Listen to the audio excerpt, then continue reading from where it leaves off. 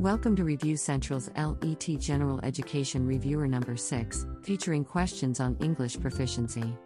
This reviewer is specifically prepared for the licensure examination for professional teachers, given by the Professional Regulatory Board for Professional Teachers, and administered by the Professional Regulation Commission of the Philippines. There are 10 questions featured on this reviewer. All questions are modeled on actual questions that appeared on previous LETs, and comply with the Enhanced Table of Specifications, often referred to as the new TOS, or the new curriculum. Before we proceed, don't forget to subscribe to Review Central and click or press the bell button to make sure you get notified whenever we post a new reviewer or other review materials on this channel. Now let's begin.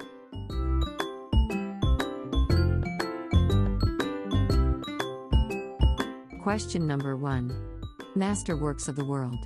The celebrated play of William Shakespeare about two ill-starred lovers from warring families. A. Anna and the King. B. Romeo and Juliet. C. Hamlet and Ophelia. D. Anthony and Cleopatra. The correct answer is B. Romeo and Juliet.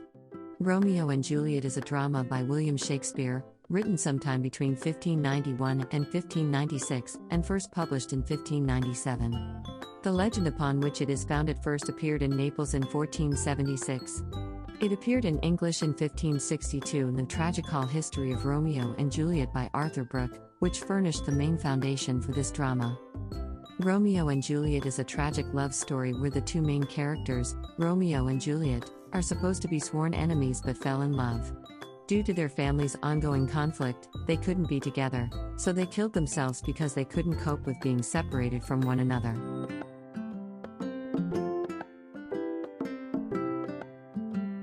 Question number 2. Writing in the discipline. Though nothing can bring back the hour of splendor in the glass, of glory in the flower, we will grieve not. Rather find strength in what remains behind. This stanza expresses blank. A. Grief. B. Loss. C. Hope. D. Despair. The correct answer is C. Hope. The stanza is a famous quote by William Wordsworth, an English Romantic poet, who, with Samuel Taylor Coleridge, helped to launch the Romantic age in English literature with their joint publication, Lyrical Ballads. The quote is a stanza in Splendor in the Grass, an excerpt from the poet's much longer ode, Intimations of Immortality from Recollections of Early Childhood. The excerpt describes aging and where, after their youth has ended, one should seek strength and happiness.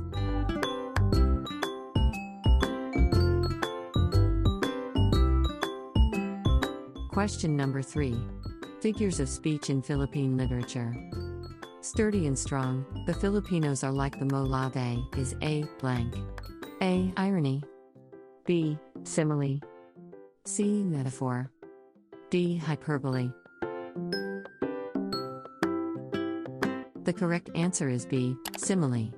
The given line is lifted from the poem, Like the Molave by Rafael Zulueta da Costa. It is a popular literary work in the Philippines and is often used as an example of how figures of speech, particularly simile, is used in Philippine literature. A simile is a figure of speech that describes something to be something else, but uses the words like or as to do so.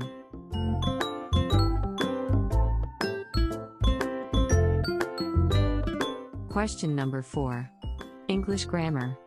Neither the teacher nor the students, blank, present in the affairs. A is. B. Am. C. Was. D. Were. The correct answer is D. Were. This question falls under correct usage in English, specifically about subject-verb agreement. The general rule on the use of the neither nor phrase is that, when neither and nor link singular terms, the verb must be singular. Example, neither the car nor the truck is available. When neither and nor link a singular term and a plural one, put the plural term second and use a plural verb. Example, neither the car nor the trucks are available. Our given sentence falls under the second rule. The second term, students, is plural, so the verb must be in plural form as well.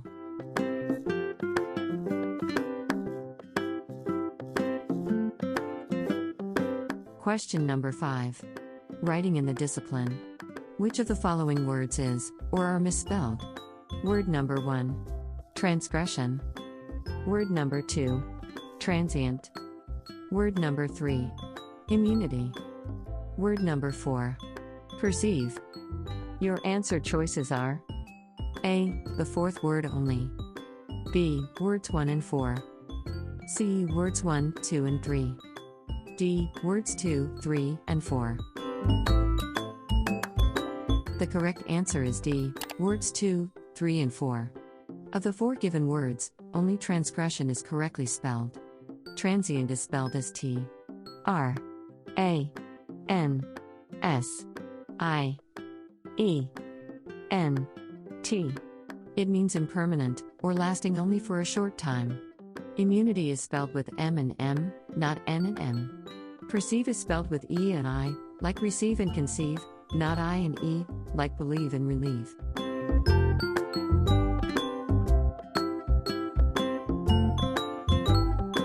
Question number 6. Philippine Literature. A story put together through an exchange of letters is called blank literature. A. Fiction. B. Classic. C. Episodic. D. Epistolary. The correct answer is D. Epistolary. The term epistolary, or epistolary literature, refers to literary works that are written in the form of letter or other documents. Epistolary is simply the adjectival form of the noun epistle, from the Latinized Greek for letter. Samuel Richardson, 1689–1761, an English writer and printer, is considered the master of epistolary novels, having published 3 widely read epistolary novels, namely, Pamela, Virtue Rewarded, 1740, Clarissa, The History of a Young Lady, 1748, and The History of Sir Charles Grandison, 1753. A rare example of epistolary work in Philippine literature is Urbana and Feliza, by Modesto de Castro, first published in Manila in 1864.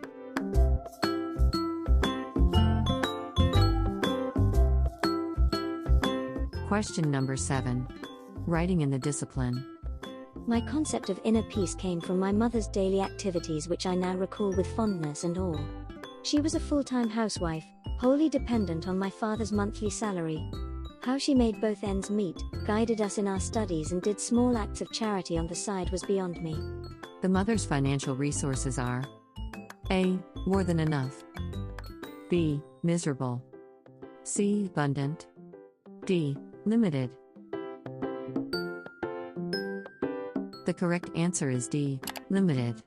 The phrase, how she made both ends meet, gives us a clue that the mother in the above passage has limited financial resources. Definitely neither abundant nor more than enough, but also cannot be described as miserable.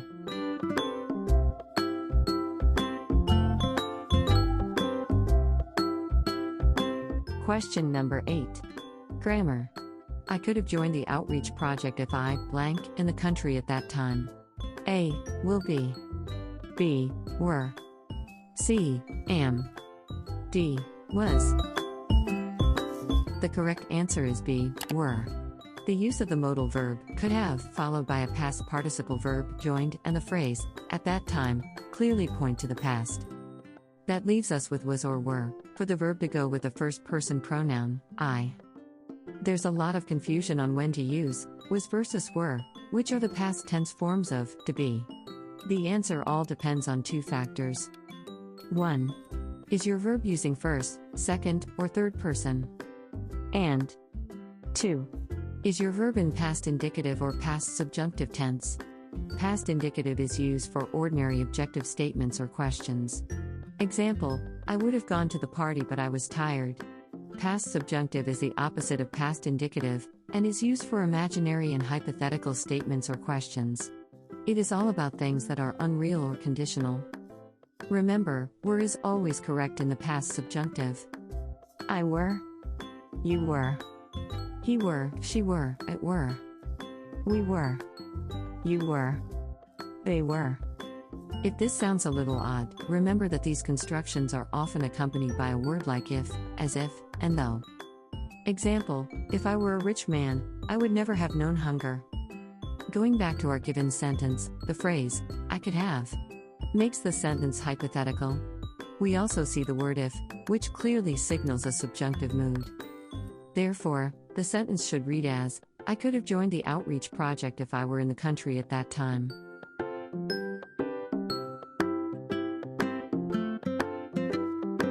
Question number 9. Masterworks of the world.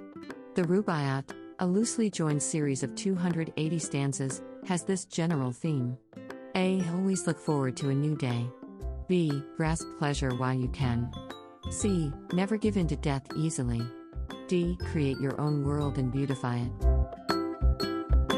The correct answer is B. Grasp pleasure while you can. Rubaiyat typically refers to the Rubaiyat of Omar Khayyam, a book of poetry attributed to Omar Khayyam, a highly respected Persian astronomer and mathematician, who lived in the 11th and 12th centuries. Generically, Rubaiyat describes a collection of a specific type of poem, or rubai, that contains stanzas of 4 quatrains or lines. The rubai often has a rhyming pattern of A-A-B-A. The Rubaiyat gained interest in the West after the 1859 English translation by Edward Fitzgerald. In the 20th century, Paramahansa Yogananda, a yogi, spiritual leader and founder of the Self-Realization Fellowship, wrote about what he interpreted as the deeper philosophical meaning of the Rubaiyat and its significance for a spiritual life. Yogananda called the poetry true scripture that describes the bliss of self-realization and recognizes the divine within each person. This interpretation led to further interpretations by secular writers. The generally accepted non-religious theme for the Rubaiyat is, grasp pleasure while you can. Others have gone as far as to suggest that the Rubaiyat is an outright rejection of religion and religious morals. Regardless of the interpretation of the poetry, the Rubaiyat has inspired English poets and writers since Victorian times, including T.S. Eliot and Oscar Wilde.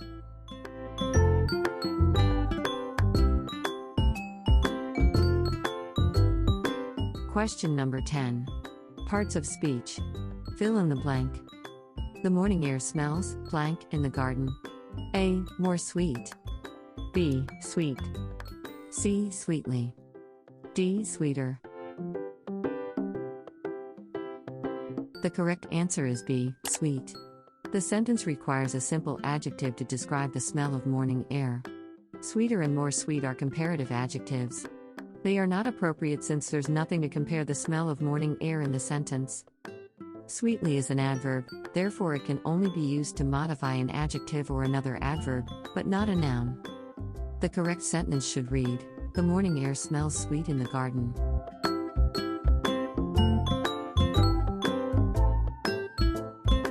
You have just completed LET General Education Reviewer number 6, which featured questions on English proficiency. If you wish to watch more LET General Education Reviewer on English proficiency, check out our LET General Education Reviewers for English playlist. Check out also our other LET Reviewer playlists for other reviewer topics. If you haven't done so yet, please don't forget to subscribe to Review Central and click or press the bell button to make sure you get notified whenever we post a new reviewer or other review materials on this channel. Please like if you find this video useful, and feel free to share it to anyone who may also benefit from it. We wish you all the best on your forthcoming licensure examination for professional teachers, and we look forward to your fulfilling career as a licensed professional teacher in the Philippines. Mabuhay!